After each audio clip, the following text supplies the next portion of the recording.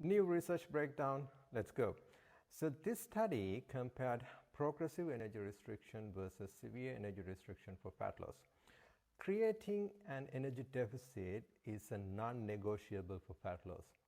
There are multiple different ways you can create energy deficit or increase the energy deficit. So progressive energy restriction refers to gradually increasing the energy deficit over. For example, week 1, 2000 calories, week 2, 1850, week 3, 1700, week 4, 1600, so on. Severe energy restriction refers to you go into a big deficit right away and stay there for a prolonged period of time. So this study compared two groups, progressive energy restriction versus severe energy restriction. Progressive energy restriction group actually lost more fat, not necessarily because they had a bigger deficit.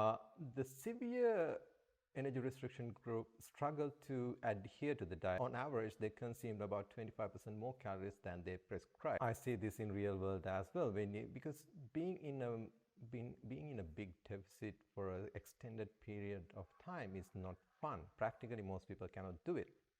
It's very hard to adhere to. If you refer, I said they probably ate. I said if you go watch my really old videos, I talk about progressive energy restriction, reducing calories little by little every week or every couple of weeks.